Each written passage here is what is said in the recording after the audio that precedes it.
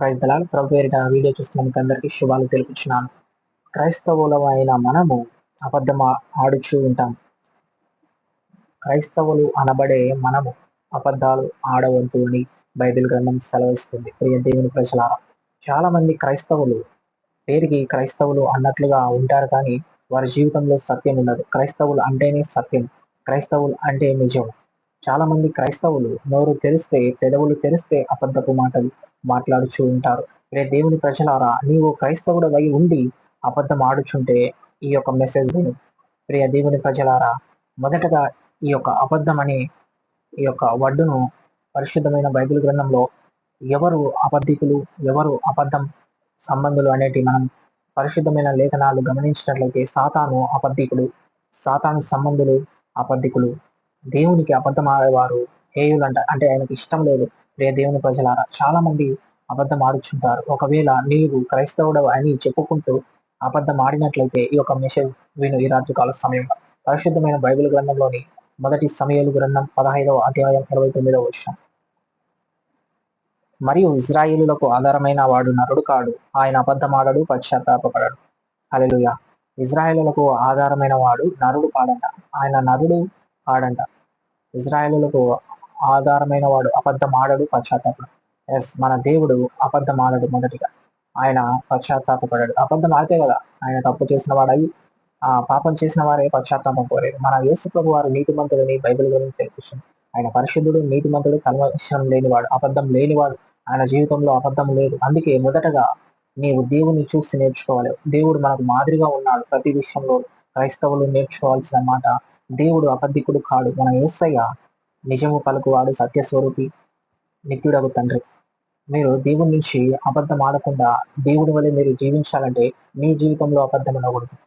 ప్రియ దేవుని ప్రజలారా, ఈ మాటగా నేను మొదటిగా చెప్తున్నాను, దేవుడు అబద్ధం ఆడడు. యోహాను సువార్త 8వ అధ్యాయము 45వ వచనంలో దేవుడు ఏమంటున్నాడో ఒకసారి చూద్దాం అబద్ధం గురించి. నేను సత్యమునే చెప్పుచున్నాను గనుక మీరు నన్ను నమ్మరు, నా యందు పాపమున్నదని మీలో ఎవడు స్థాపించును. ప్రియ దేవుని ప్రజలారా, దేవుడు సత్యం పలికే దేవుడు. ఇక్కడ గమనించిన మాట ఏమిటంటే, యేసుక్రీస్తు వారు అబద్ధికుడు కాదు, ఆయన సత్యం మాట్లాడే దేవుడు, సత్యం మాత్రమే ప్రకటించే దేవుడు, సత్యం మాత్రమే చూసే దేవుడు. ప్రియ దేవుని ప్రజలారా, ఇక్కడ యేసుక్రీస్తు ప్రభు వారు అబద్ధం ఆడే దేవుడు కాదని మనకు బైబిల్ గ్రంథం సెలవిస్తుంది. మొదటి సమూయేలు గ్రంథం 15వ అధ్యాయం 29వ వచనంలో దేవుడు అబద్ధం ఆడడు.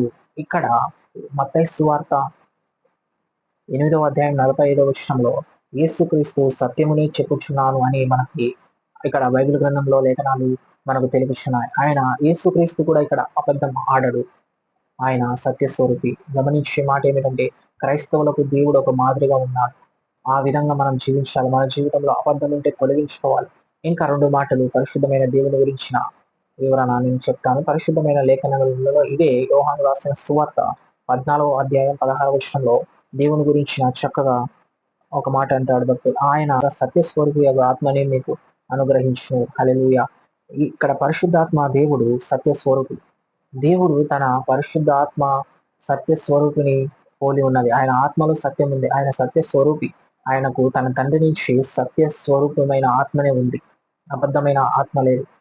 ప్రియ దేవుని ప్రజలారా, యేసుక్రీస్తు వారు మనకు మొదటగా అబద్ధం ఆడరు, తర్వాత దేవుడు అబద్ధం ఆడరు. అలాగే ఇక్కడ పరిశుద్ధాత్మ దేవుడు అబద్ధం ఆడడు. ఆయన ఆత్మ సత్యమునే పలుకుచున్నది, సత్యమునే తెలుపుచున్నది. గమనించండి, ఇక్కడ దేవుణ్ణి మనం అబద్ధం ఆడకూడదు అనే విషయంలో దేవుణ్ణి మొదటగా మనం మాదిరిగా తీసుకొని ఈ లేఖన భాగాలను మనం అబ్జర్వ్ చేస్తున్నాం. ప్రియ దేవుని ప్రజలారా, చివరిగా దేవుని గురించిన ఒక మాట నేను చెప్పి మన యొక్క మెసేజ్ను నేను ముగిస్తాను. ఎఫెసీయులకు రాసిన పత్రిక 4వ అధ్యాయం 25వ వచన భాగాన్ని మనం గమనిస్తే జాగ్రత్తగా, ఇక్కడ మనము ఒకరికొకరము అవయవములై ఉన్నాము గనుక మీరు అబద్ధమాడుట మాని ప్రతివాడు తన పొరుగు వానితో సత్యమే మాట్లాడవలెను. ఇది మనకు కావాల్సిన మెయిన్ పాయింట్. క్రైస్తవుడు పొరుగు వానితో అబద్ధములు ఆపాలి. ఇక్కడ అదే చెప్తున్నాడు, అబద్ధం ఆడుట మాని ప్రతివాడు తన పొరుగు వానితో సత్యమే మాట్లాడవలెను. దేవుని ప్రజలారా, క్రైస్తవులైన మీరు అబద్ధాలు మాట్లాడుచుంటే ఇక నుంచి అయినా మాడుకోండి. అబద్ధం ఆడటం దేవునికి ఇష్టం ఉండదు. అబద్ధం చాలా విలువలను కోల్పోయేలా చేస్తుంది. క్రైస్తవుడు అనే పిలవలుచిన నువ్వు అబద్ధం ఆడకుండా దేవుని వలె మొదటగా సమూయేలు గ్రంథం 15వ అధ్యాయం 29వ వచనం ప్రకారంగా దేవుడు అబద్ధమాడడు.